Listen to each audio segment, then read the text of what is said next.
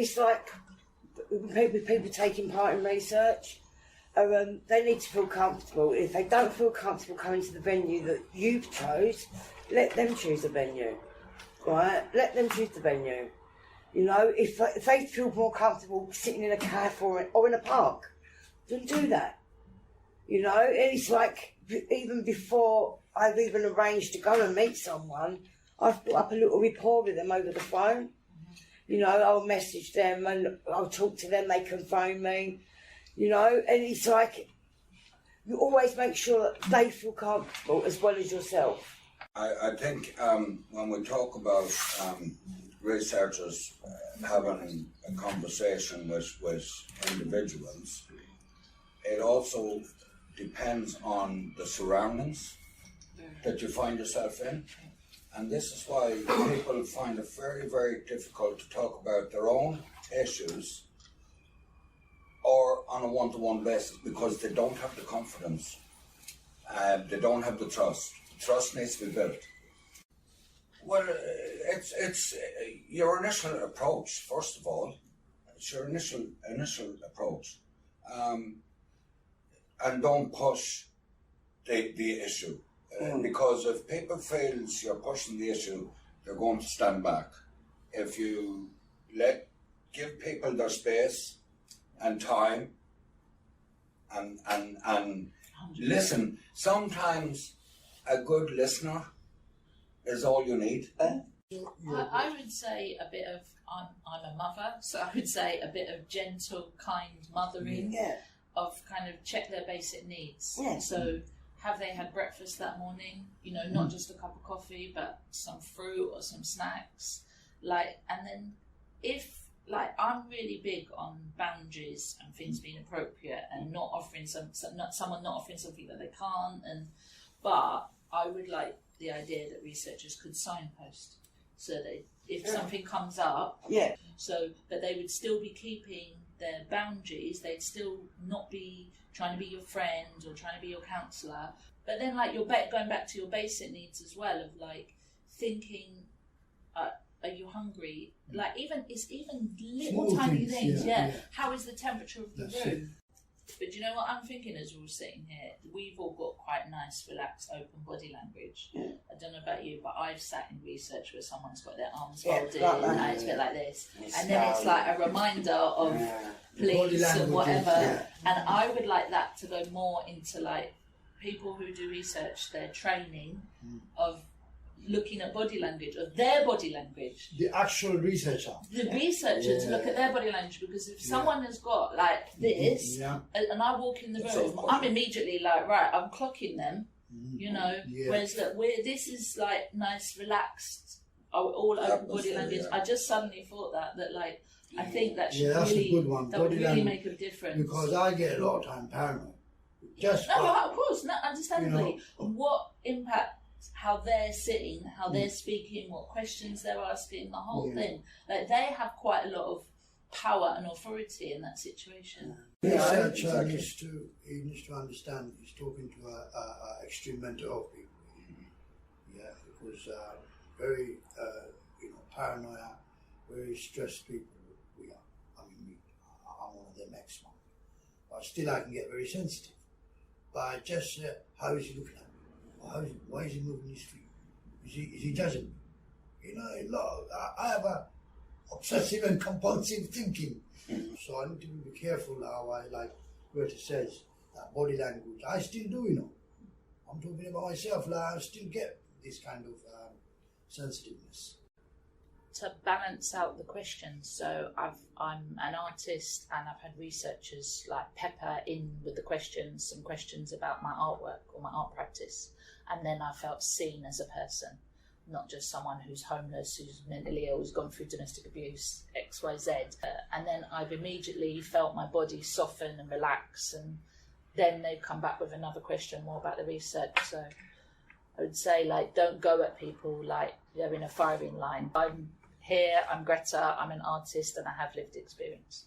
I've done a few different research projects and I've gone to an office that's been down a long corridor, it's taken me difficult to get there, I've got complex PTSD, I found going down the long corridor, not knowing where I was going, maybe nervous before I even got there. The room was dark, I didn't know the person, I was nervous, and there was like a barrage of questions. And I've gone through lots of different experiences with police, social workers, court, and I felt like it was an interview, an investigation, and I felt like I had to give certain answers. I couldn't say anything critical. I felt like I couldn't be honest. I felt like it was a test. And then I actually not just felt bad, it affected my mental health for the rest of the week.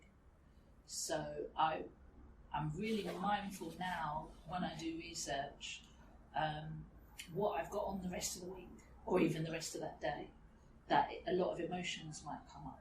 I had total different experience, you know, and like I think when you get involved, it depends on the researcher. If you haven't got a researcher that's empathetic and who knows exactly like what trauma it was that's going to cause you, you know, I think like the researcher, they had to be kind, you know, as well, because like we were asking people to bare their soul. There can still be a fine line with empathy and kindness that I've had experiences, and I would argue that your experiences are unusual and rare, unfortunately, because what can also happen when someone is seemingly empathetic and kind, they can be patronizing and condescending. Yeah, I know. So I've had people going, oh no, that's awful, oh my God, that really happened during the research.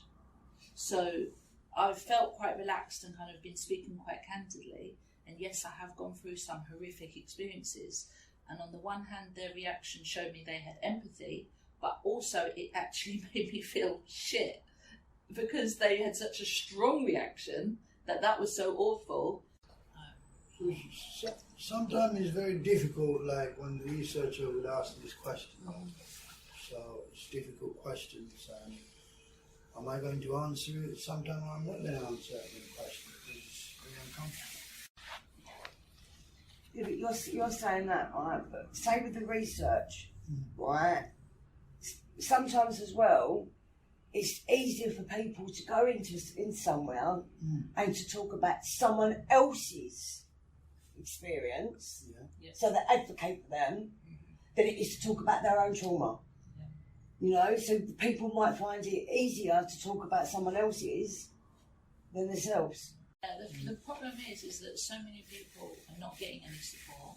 They might be on numerous waiting lists for different types of support, and that might be the only person in years that's had a one-to-one conversation with them who's listening to them. And there's this real feeling of, oh, I'm being listened to and this person cares, but they're not your counsellor, they're not your therapist, they're not your friend. And I personally know I've overshared because I've been so almost excited that someone is listening to me when I've had so many situations in my life when I've been told to sit down and shut up. So I get fear in me. And what I would really like researchers to do, if I was invited to do some research, is to send an email beforehand, or a letter or a text to say,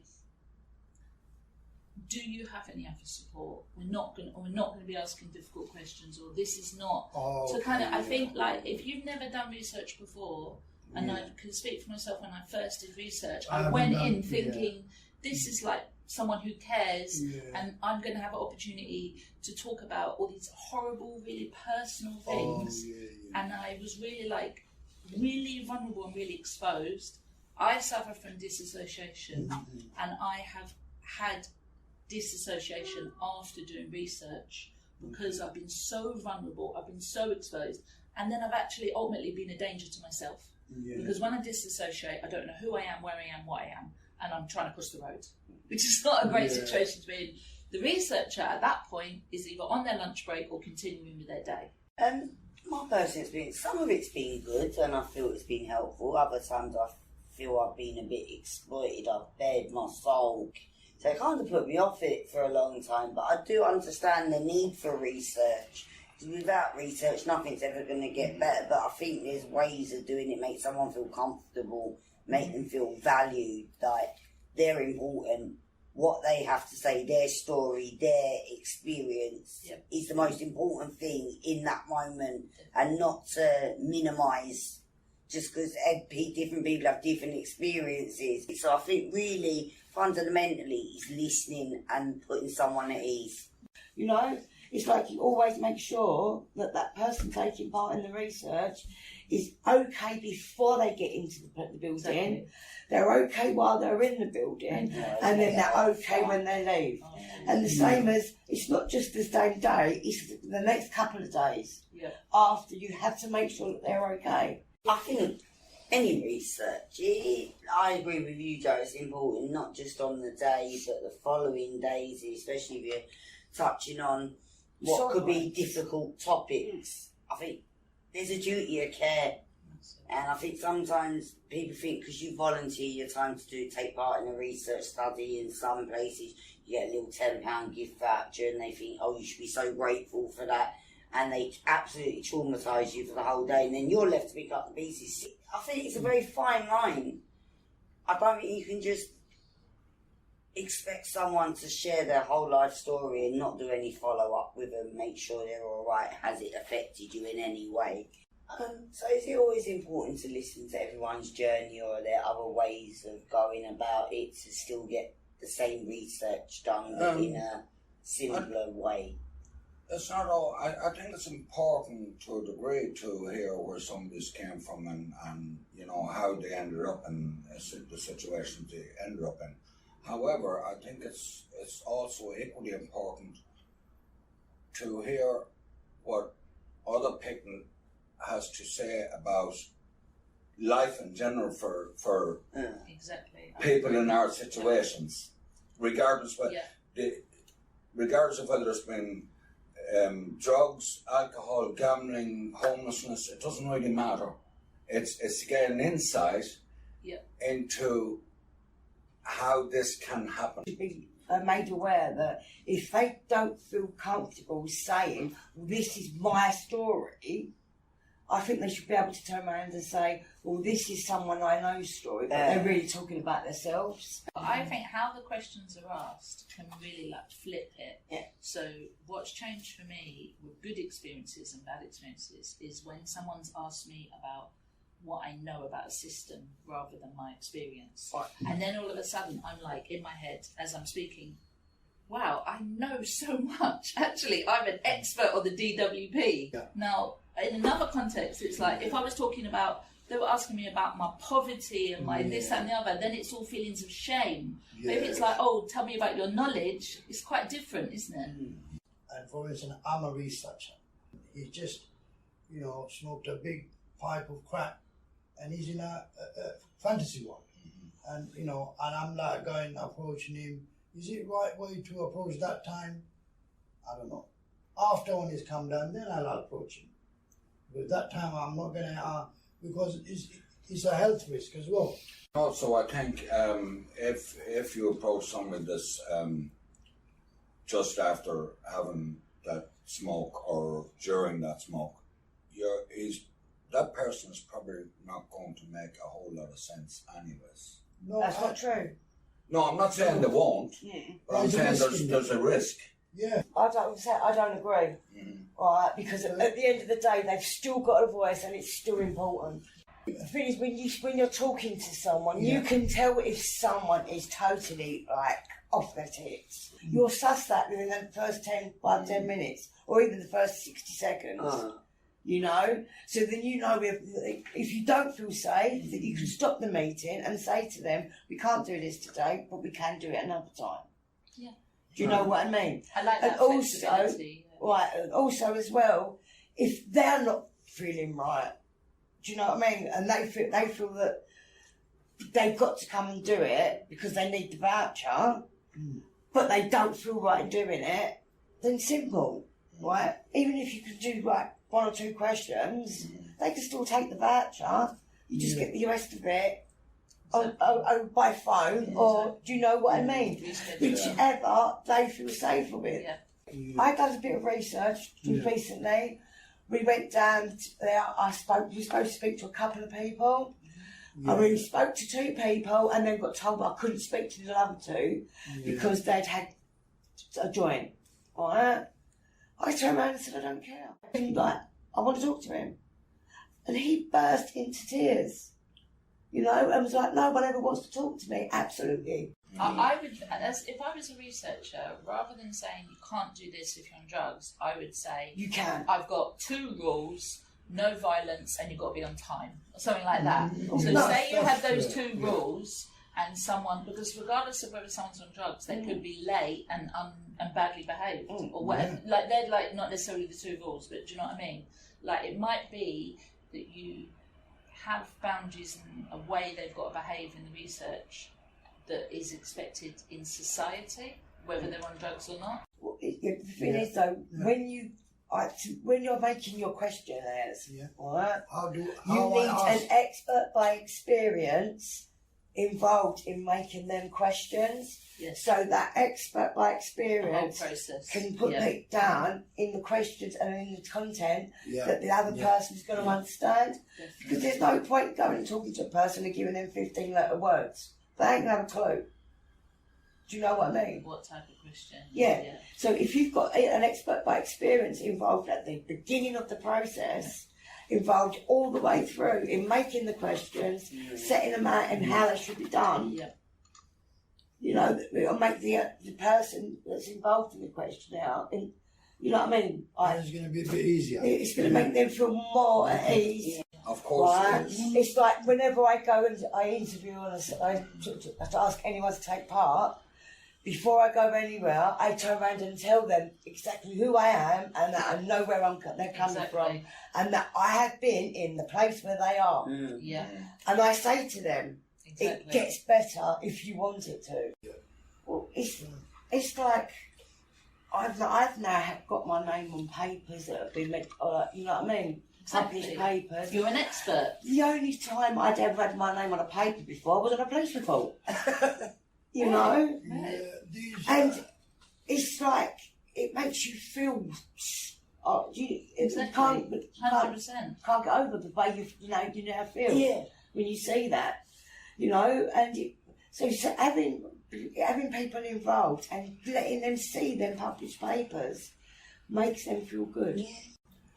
Yeah, I want the person who's actually doing this research, I want that person to call me and let me know what's going on regular basis, or sending me text messages or something.